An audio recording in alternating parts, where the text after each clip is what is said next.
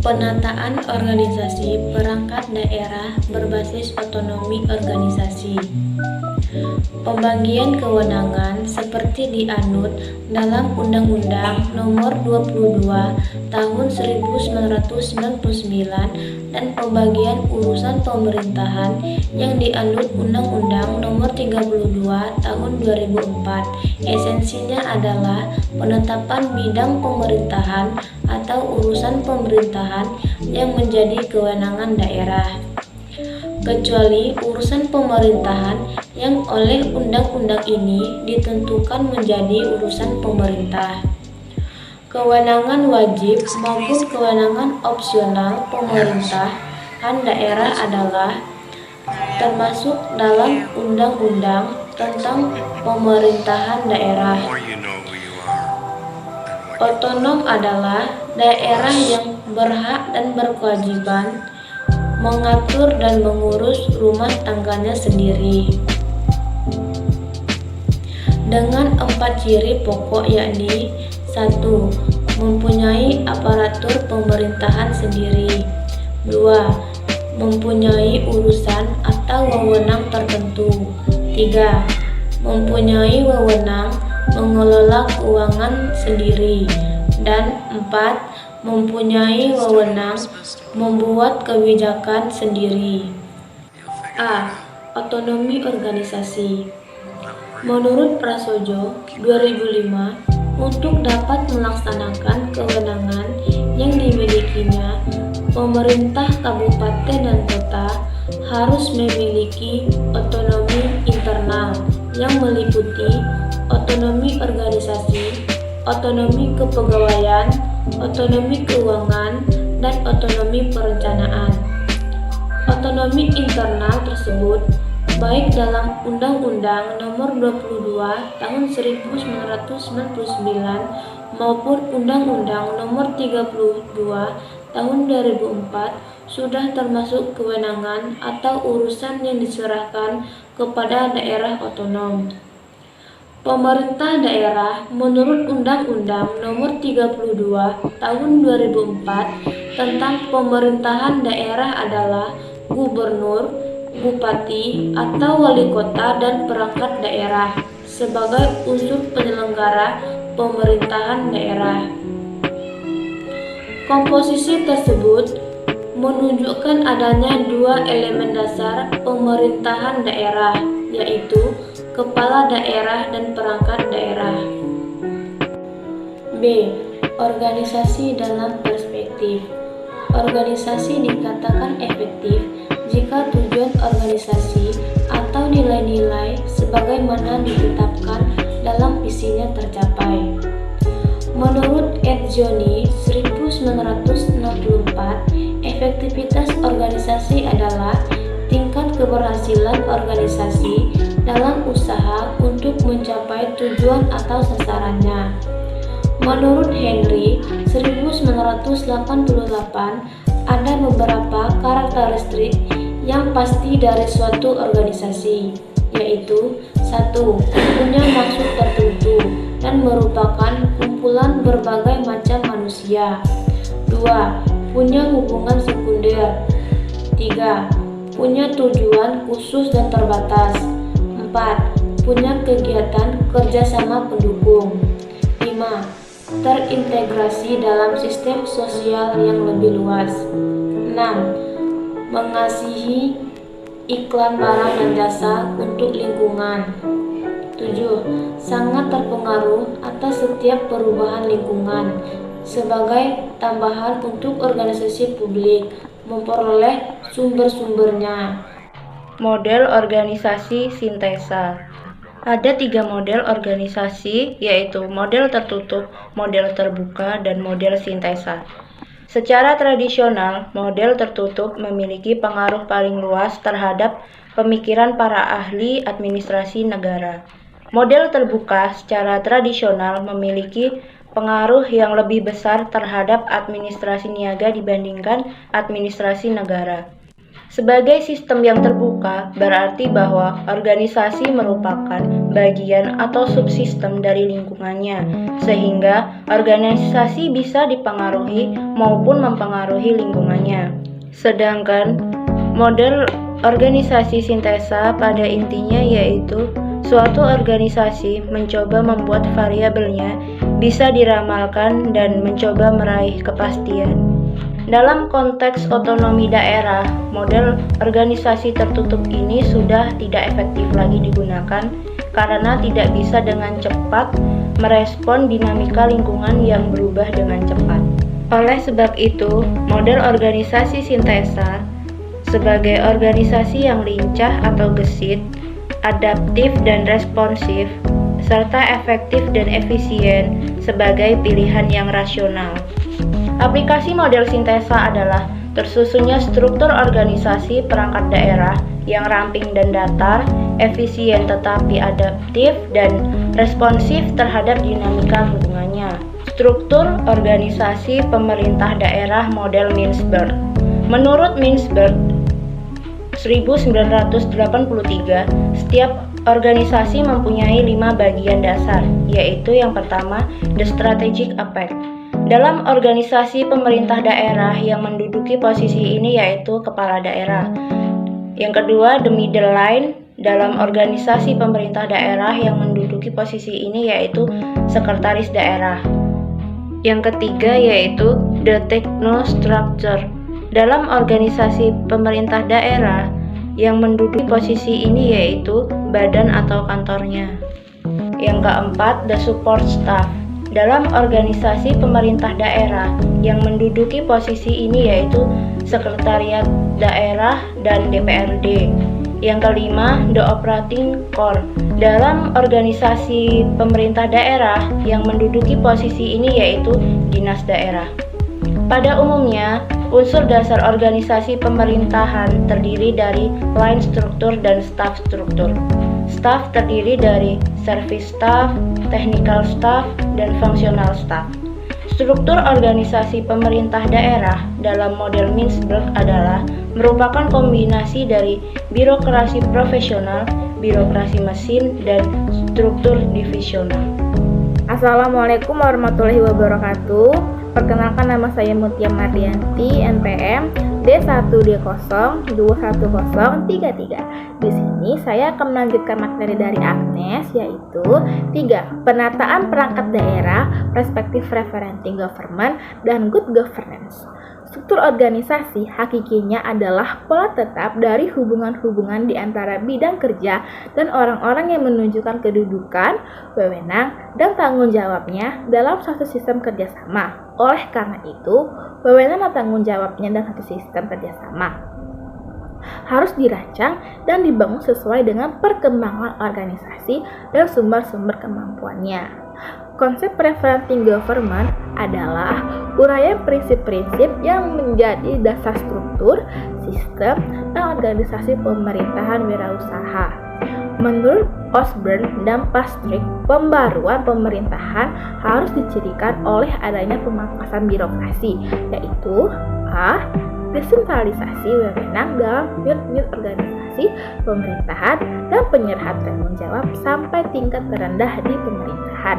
B. Mengkaji kembali apa yang seharusnya dilakukan dan dibiayai tetapi tidak untuk dilakukan, dan apa yang seharusnya dilakukan tidak dilakukan dan dibiayai. C. Perampingan pelayanan publik serta privatisasi dan swastanisasi kegiatan.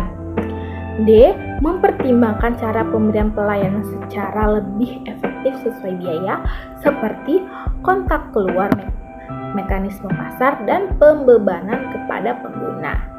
E. Orientasi pelanggan termasuk standar mutu yang ekspresif untuk pelayanan publik. F. Reformasi yang dirancang untuk menyederhanakan peraturan dan mengurangi biaya-biayanya. Ciri-ciri good governance mencakup 1. Partisipasi, 2. Rule of law, 3. Transparansi, 4. Responsivitas, 5. Orientasi konsensus, 6. Persamaan, 7. Efektivitas dan efisiensi. 8. Akuntabilitas. 9. Wawasan strategis. Good government menuntut organisasi di samping efektif, efisien, fleksibel, dan responsif, dan bertanggung jawab juga demokratif dan partisipatif dan terdesentralisasi. Artinya, organisasi perangkat daerah disusun berdasarkan visi strategis, responsif terhadap masyarakat, dan efektivitas dan efisien dalam hal akuntabilitas. 4. Organisasi perangkat daerah bertumpu kewenangan.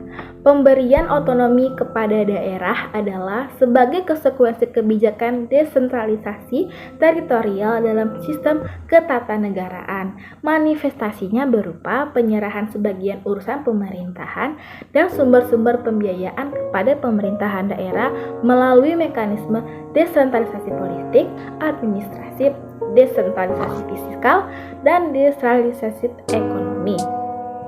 Akar desentralisasi adalah demokrasi dan akar otonomi daerah adalah desentralisasi.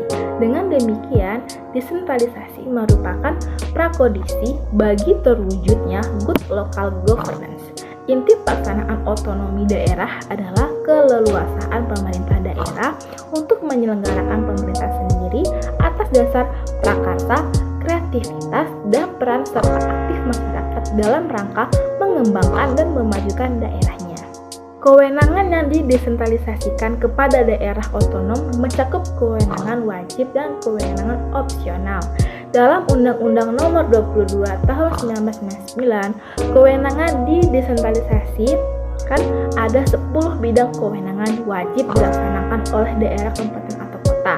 Dalam pasal 11 ayat 2, bidang pemerintahan yang wajib dilaksanakan oleh daerah, kabupaten meliputi pekerjaan umum, kesehatan, pendidikan, kebudayaan, pertanian, perhubungan, industri, perdagangan, penanaman modal, lingkungan hidup, pertahanan, operasi, dan tenaga kerja. Dalam Undang-Undang Nomor 32 Tahun 2004 tidak menggunakan istilah bidang kewenangan, tetapi menggunakan urusan pemerintahan urusan wajib yang menjadi kewenangan pemerintahan daerah, kabupaten, kota. Selain 10 bidang kewenangan menjadi urusan ditambah perencanaan dan pengendalian pembangunan, tata ruang, serta ketertiban umum. Struktur organisasi berbasis human capital. Menurut Prasojo, struktur organisasi yang berbasis pada human capital memberikan ruang fleksibilitas dan implementasi kekayaan ide manusia serta kemampuan manusia untuk melakukan keputusan sendiri atas tanggung jawab yang dipikulnya dan melakukan koordinasi sesamanya. Keberhasilan dan kesuksesan organisasi masa depan berasal dari organisasi yang gesit, cepat, sangat responsif, tangkas, kapasitas pembelajaran yang baik, dan para pekerjanya memiliki kemampuan atau keterampilan yang baik. Kemajuan teknologi dan komunikasi dan informasi hanya akan produktif di tangan pegawai yang memiliki pengetahuan. Secara konseptual, kualitas manusia sebagai kualitas yang multidimensional mencakup yang pertama, kualitas kepribadian yang terdiri dari kecerdasan, kemandirian, kreativitas, ketahanan mental, keseimbangan antara emosi dan rasional. Yang kedua, kualitas bermasyarakat seperti kesetiakawanan sosial, solidaritas, keterbukaan, dan sebagainya. Yang ketiga, kualitas berbangsa, yaitu tingkat kesadaran berbangsa dan bernegara yang semartabat dengan bangsa-bangsa lain. Yang keempat, kualitas spiritual, yaitu religius dan spiritualitas. Yang kelima, wawasan lingkungan yang mempunyai kepedulian terhadap kelestarian lingkungan. Yang keenam, kualitas kekayaan, yaitu kemampuan untuk mewujudkan aspirasi dan potensi diri yang diperlukan untuk kerja nyata guna menghasilkan sesuatu dengan mutu sebaik-baiknya. Keenam dimensi manusia Indonesia seutuhnya tersebut dapat memberikan gambaran betapa pentingnya keberadaan faktor manusia sebagai human capital dalam organisasi. Dengan memperhitungkan sumber daya aparat sebagai human capital, maka besaran organisasi Desain struktur organisasi maupun jabatan yang ditetapkan secara objektif akan dapat diisi dan diduduki oleh orang-orang yang tepat. Dengan demikian, struktur organisasi yang disusun haruslah berkesesuaian dengan sumber daya aparatur yang dimiliki, baik jumlah maupun kualitasnya. Hal tersebut menjelaskan bahwa manajemen sumber daya manusia aparatur berhubungan erat dengan pengorganisasian, yakni pembentukan struktur peranan dan jabatan untuk mengisi organisasi yang telah dibuat.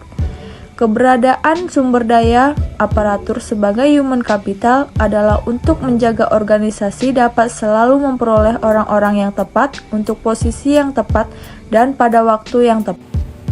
C. Restrukturisasi perangkat daerah bertumpu Peraturan Pemerintah Nomor 41. Dalam usaha menata organisasi perangkat daerah yang efektif, sejak tahun 2000, pemerintah telah mengeluarkan 3 peraturan pemerintah, yaitu Peraturan Pemerintah Nomor 84 Tahun 2000, kemudian diganti dengan Peraturan Pemerintah Nomor 8 Tahun 2003. Dan kedua peraturan pemerintah tersebut sebagai pelaksanaan amanat Undang-Undang Nomor 22 Tahun 1999. Kemudian dengan diberlakukannya Undang-Undang Nomor 32 Tahun 2004 sebagai pengganti Undang-Undang Nomor 22 Tahun 1999, pada tahun 2007 pemerintah mengeluarkan Peraturan Pemerintah Nomor 41 Tahun 2007 dalam koridor tahapan operasional pelaksanaan kebijakan desentralisasi yang direncanakannya.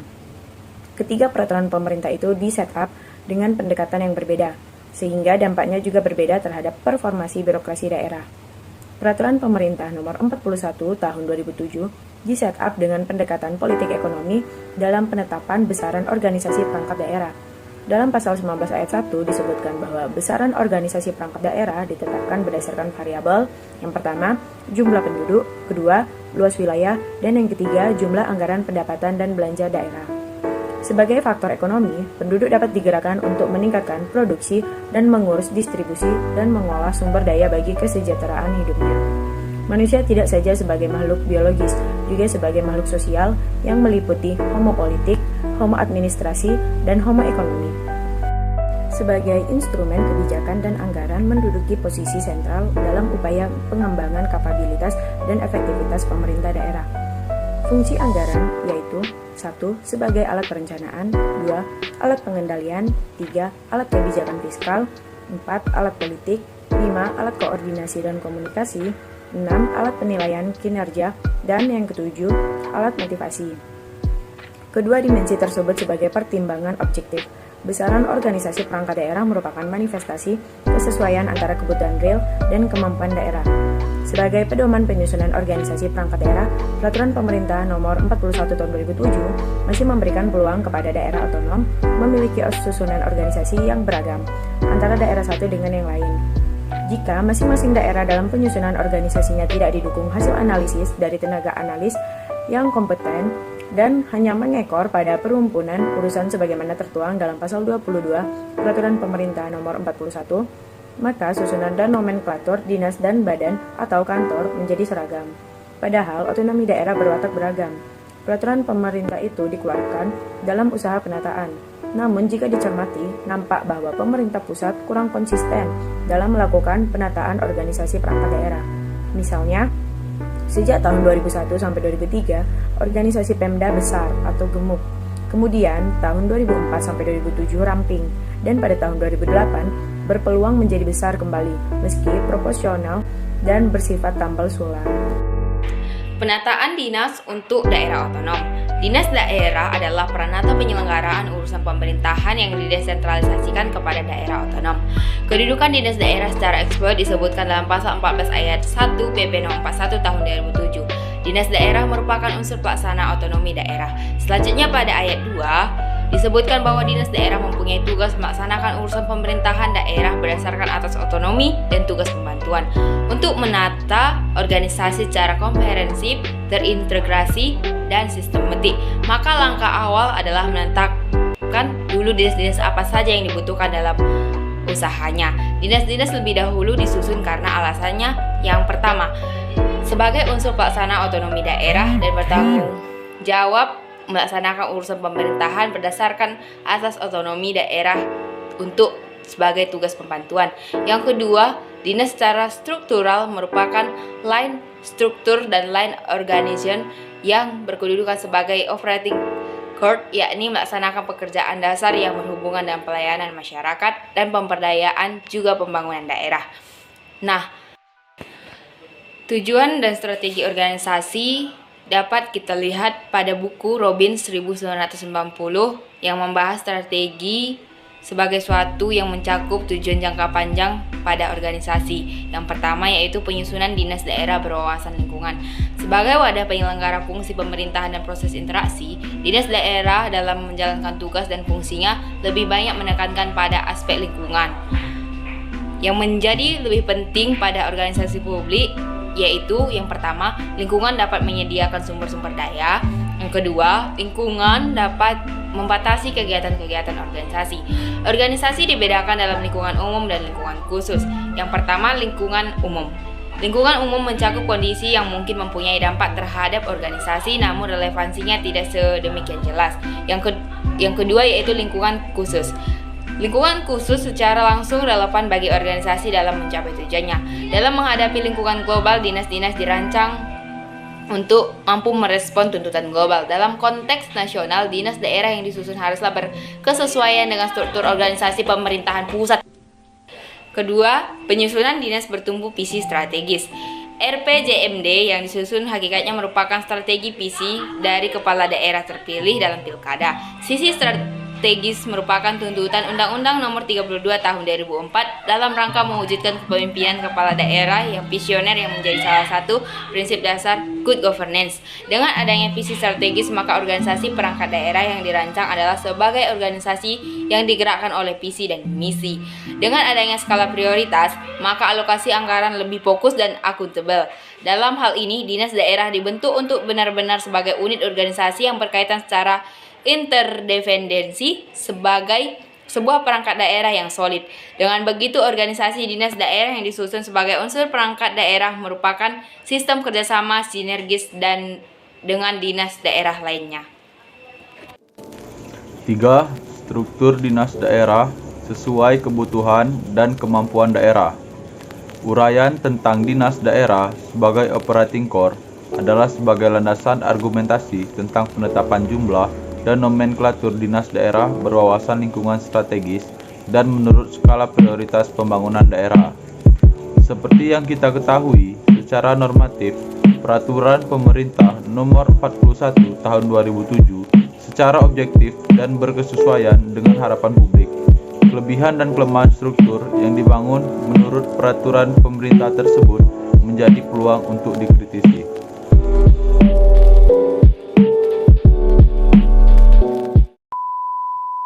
Di dunia ini tidak ada yang kejam. Yang ada hanyalah yang lemah dan yang kuat. Sekarang kamu pilih menjadi yang mana? Jadi lemah dan ditindas, atau kuat dan menindas? Hei, tampar pipimu, wake up, bangun. Sampai kapan mau ditindas terus? Sampai kapan mau menjadi bagian kecil, tidak signifikan, dan strata paling bawah dari rantai makanan? Bangun, tampar dirimu sendiri. Dunia ini kejam, bro. This world is cruel yet beautiful, yang artinya dunia ini kejam walaupun indah. Sadar, ini kehidupan. Love.